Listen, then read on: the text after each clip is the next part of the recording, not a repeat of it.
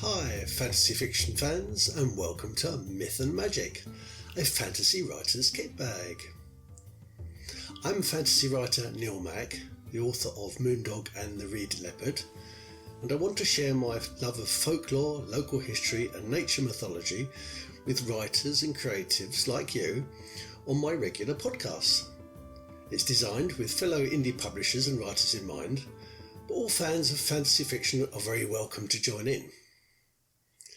In my fantasy writer's kit bag, writers, artists and creatives will find lots of ideas and discussion about things such as potions, dark arts, fabulous creatures, folktale studies, nature lore, and the interesting history behind the myth and magic that underpins our understanding of the fictional universe.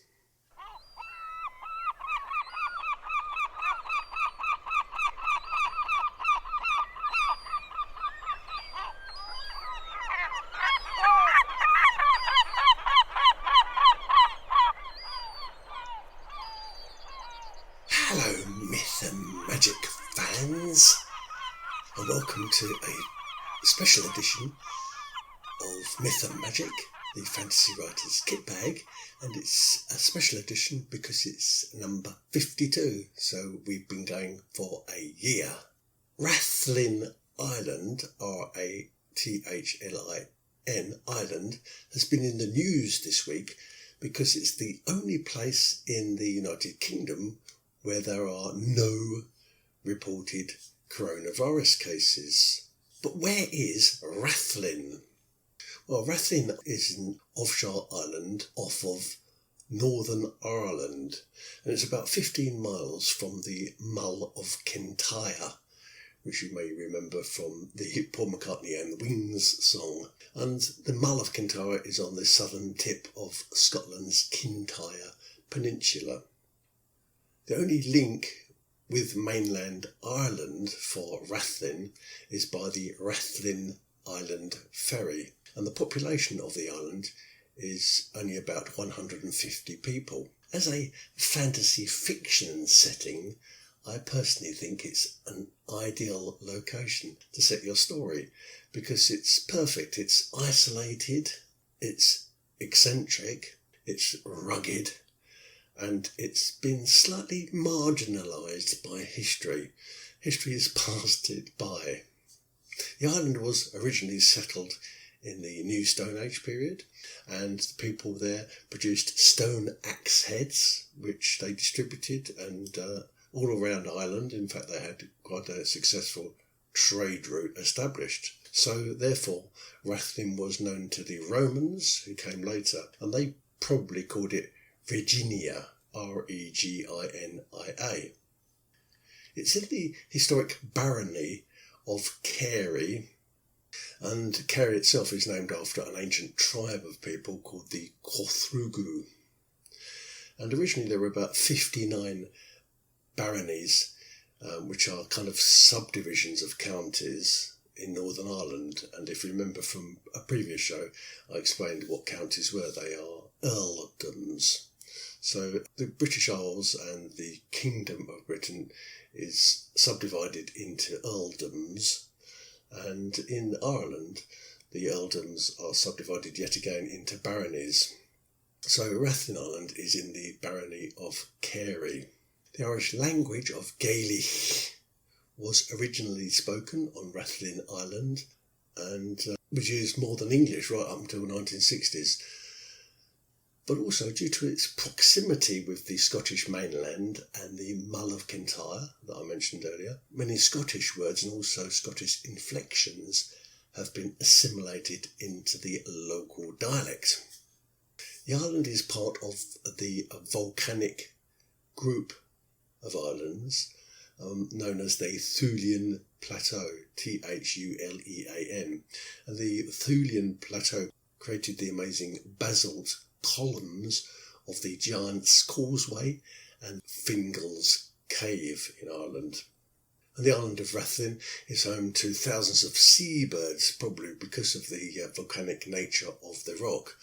And these seabirds include common guillemots, kittiwakes, puffins and razorbills. Now it's said that Robert I of Scotland, that's Robert the Bruce, fled here to hide, and it was on Rathlin Island that he had his encounter with a spider in a cave.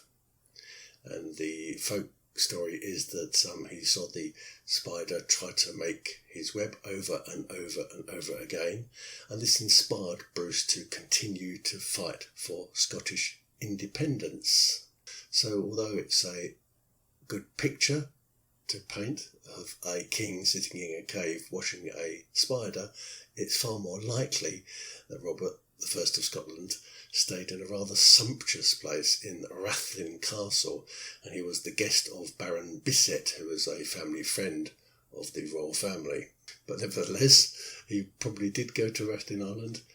Whether or not he encountered a spider on his visit is not known. But yeah, Rathlin Island is a good place to set your next fantasy fiction. It's a real place, even though it sounds vaguely fictional, and it's the only place in the United Kingdom with no coronavirus cases.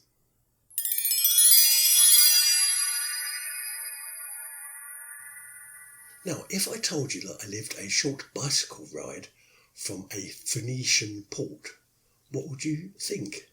You'd probably say I was fantasising, and I guess that's my job, since I'm a fantasy fiction writer.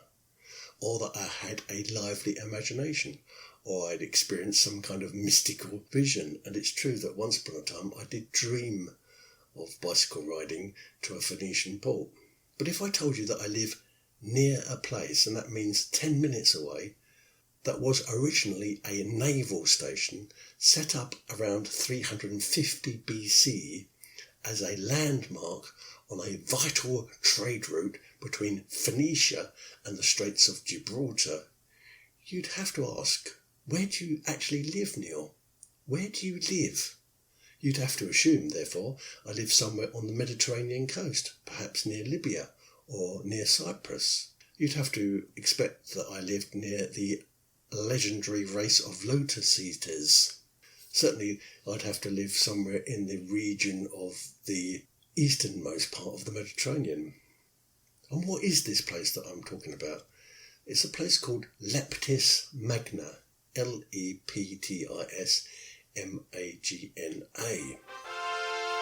Belisarius, who was general of Emperor Justinian I of the Byzantine Empire, recaptured Leptis Magna in the name of the Roman Empire during a period known as the Vandal Wars. But yes, Leptis Magna was once a bustling Phoenician port before it became part of the Carthaginian Empire and then later part of Roman Libya. So all this is very confusing, I'm sure, because you have to ask, where is it then? Well, I'll tell you where it is. It's on the south shore of Virginia Water in Surrey. Yes, 10 minutes away from where I live. It's alongside a busy road known as the A30 London Road. Confusing?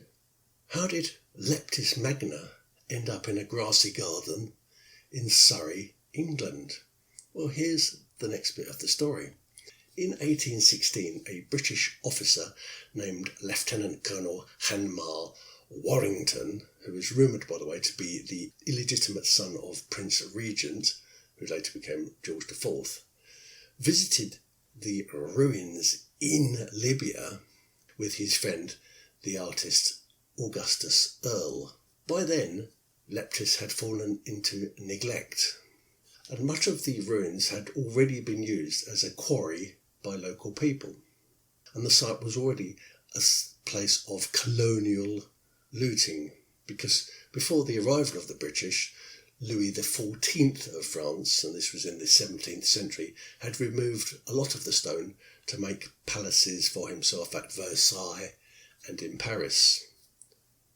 And in fact, the masonry from Leptis columns had already been used in Rouen Cathedral and the Saint-Germain-des-Prés Abbey in Paris.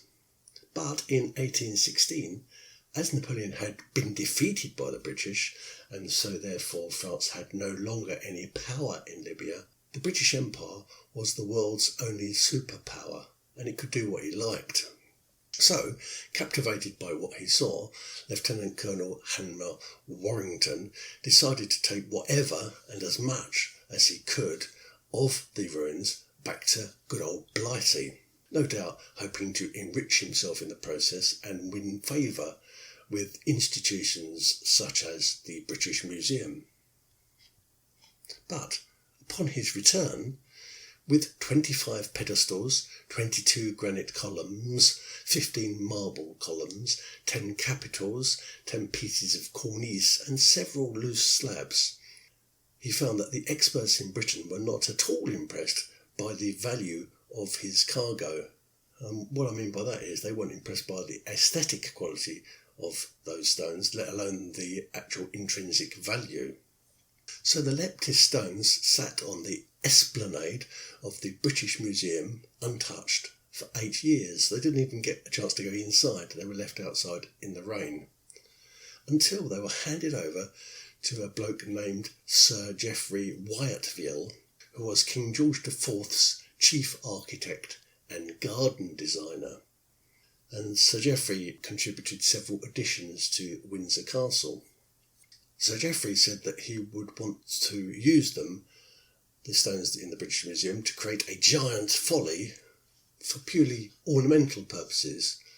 And he explained he wanted to take the stones to make this giant folly in a royal estate near Virginia Water Lake.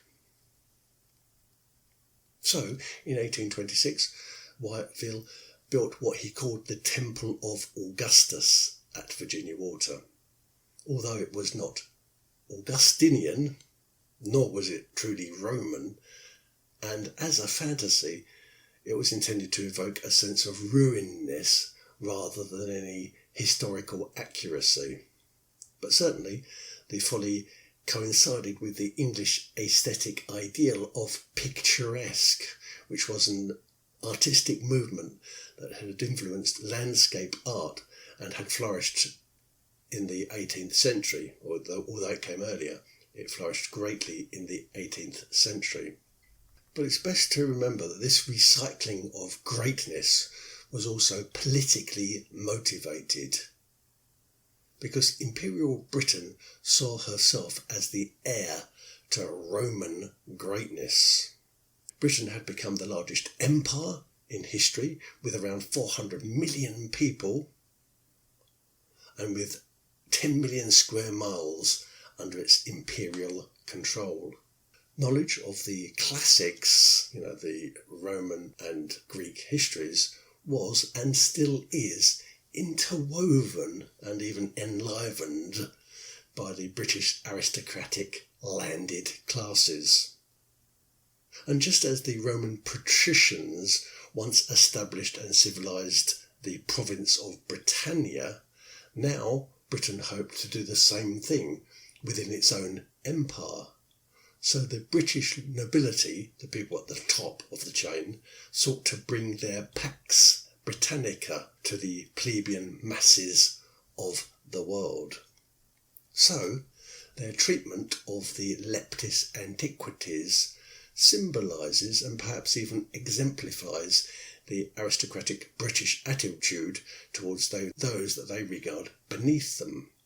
Taking such ancient and valuable relics and placing them in a country garden establishes ancestry, and it's also about influence and control and dominance. It's about putting people and blocks of masonry in their place.